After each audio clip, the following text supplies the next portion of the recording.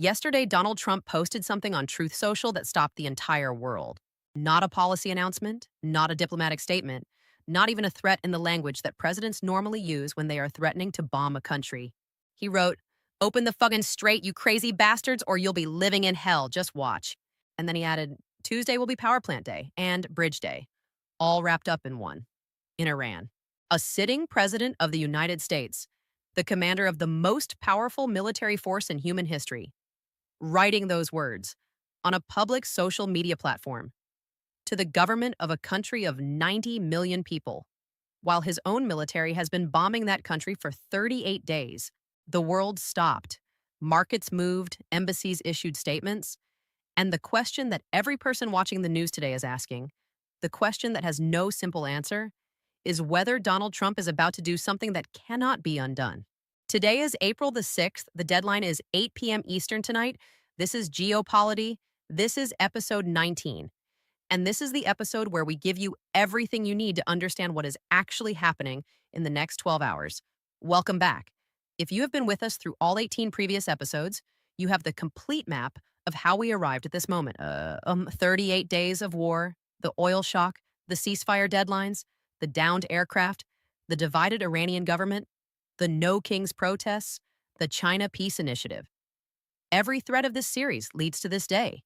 If you are new here, subscribe now, because you are about to hear the most important explanation of today's crisis that exists anywhere on the internet. Let us start with Trump's post, because it deserves to be understood precisely, not just as a rhetorical explosion, but as a strategic communication. Trump also said on Truth Social on Sunday, Tuesday will be power plant day and bridge day, all wrapped up in one in Iran. And in a Fox News interview, he said, "If they don't make a deal and fast, I'm considering blowing everything up and taking over the oil." 3 separate statements in 24 hours, each more extreme than the last, each more specific. Power plants, bridges, blowing everything up, taking the oil. This is not accidental. This is maximum pressure communication. The same technique Trump used in business negotiations, the same technique he used with North Korea, the same technique he used with China over tariffs. You escalate the rhetoric to the most extreme possible position to create fear of what happens if no deal is reached. You make the alternative to a deal so alarming that the other side finds a way to say yes. The question that all of global finance, all of global diplomacy, and all of 90 million Iranian civilians are asking simultaneously is whether this time the threat is real or whether it is negotiating theater. Here is what we know. The Egyptian, Pakistani, and Turkish foreign ministers have submitted a 45-day ceasefire proposal to both sides, specifically to Iran's foreign minister Araghchi and to Trump's Middle East envoy Steve Witkoff. A 45-day ceasefire during which a permanent end to the war would be negotiated. This is not a rumor. This is confirmed by the Associated Press. Trump himself told Axios on Sunday that the U.S. is in deep negotiations with Iran and that a deal can be reached before his deadline expires on Tuesday. That is today. That is tonight. At the same time, the chances for reaching a partial deal over the next 48 hours are described by 4 U.S., Israeli, and regional sources as slim. Not zero, but slim. So we have maximum pressure rhetoric from Trump. We have a concrete ceasefire proposal from 3 countries. We have Trump saying a deal is possible. We have sources saying it is unlikely. And we have a deadline of 8 o'clock tonight. This is the most compressed, most dangerous, most consequential 12-hour window this war has produced. And the world is watching every minute of it. Now let us talk about what Iran's response has been today, because it tells you more about the real state of the negotiations than anything Trump has said. Iran has formulated its response to ceasefire proposals presented by intermediaries and will not engage in direct talks while the U.S. and Israel escalate attacks. Iran has a response. It has formulated it. It has communicated it through the mediators. The response is not public. We do not know its contents. But the fact that Iran has responded, rather than simply ignoring the proposals, is itself a signal. Governments that have no interest in any outcome do not formulate responses. They go silent. Iran is not going silent. What Iran wants from this negotiation, we know from every previous episode of this series. It wants guarantees that the war does not restart after a ceasefire.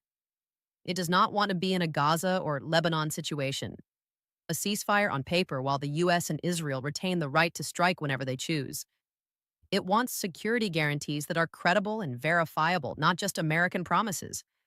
And it wants those guarantees before it opens the Strait of Hormuz, because the strait is Iran's only real bargaining chip. Once the strait opens, Iran's leverage disappears. And without leverage, Iran cannot extract the security guarantees it needs to prevent a third American attack on Iranian soil. After the 12-day war in June 2025 and this war that began February the 28th, Iran is not being irrational. It is being rational from the position of a government that has been bombed twice by the same president and does not trust that a ceasefire means the bombing stops permanently. Now, let us talk about what happens to your daily life in the next 12 hours, depending on which way this goes.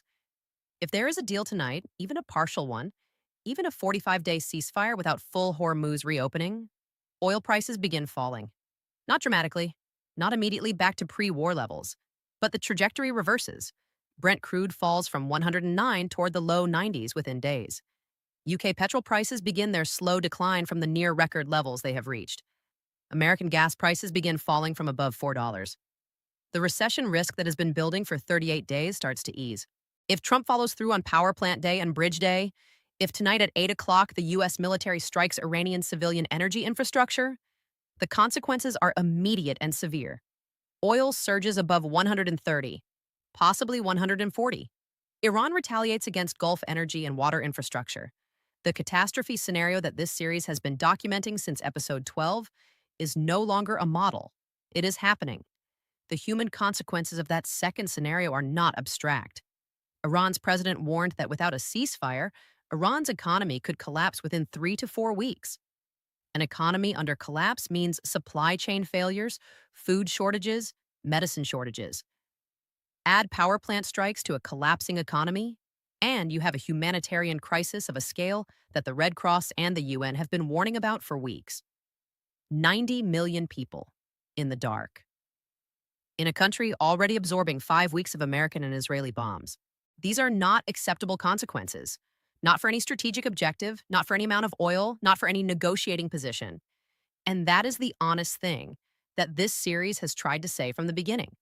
Beneath every strategic analysis, beneath every oil price forecast, beneath every diplomatic framework, there are people, families in Tehran listening for air raid sirens, aid workers in southern Lebanon trying to reach the injured, workers at Kuwait's oil facilities who drove to their jobs this morning, not knowing if Iranian drones would hit their building. American soldiers searching for a weapons systems officer, still missing on Iranian soil. The politics of this crisis are complicated. The strategy is complex. The diplomacy is opaque. But the humanity is simple. Less death tomorrow than today. That is the standard.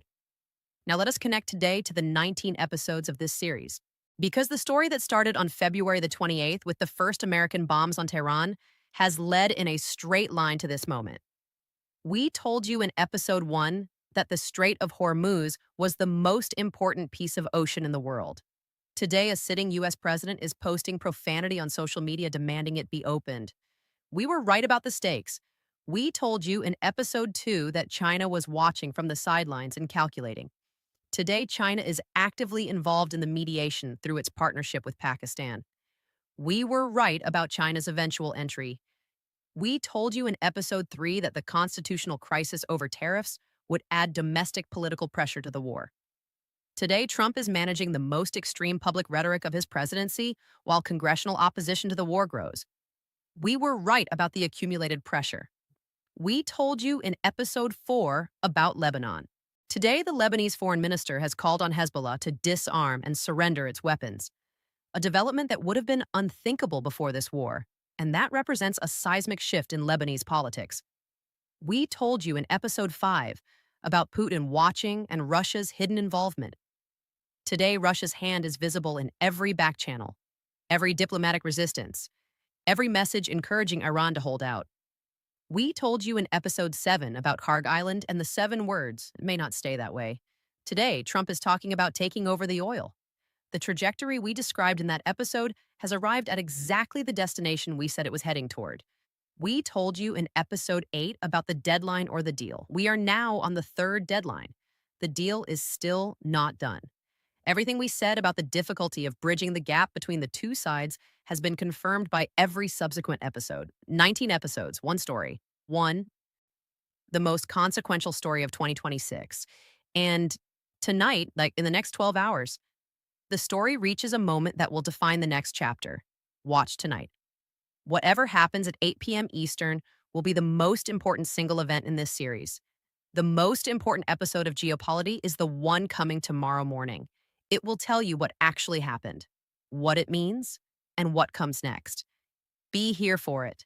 Subscribe now if you are not already here. Turn on every notification, because the morning after tonight will be the first morning of the next chapter. And you need to understand that chapter with the same clarity you have brought to every previous one. Like this video right now. Every like is a signal to YouTube that this channel is reaching people who need it. 19 episodes in. Your support is what keeps this analysis alive and finding the people who deserve to understand what is happening to their world. Share this video right now with everyone. Because today, of all the days of this crisis, is the day when the most people are searching for exactly what this channel provides. An explanation that connects the dots. A voice that speaks in clarity rather than chaos. A series that has been here from the beginning and will be here through whatever comes next. Comment below. The deadline is tonight.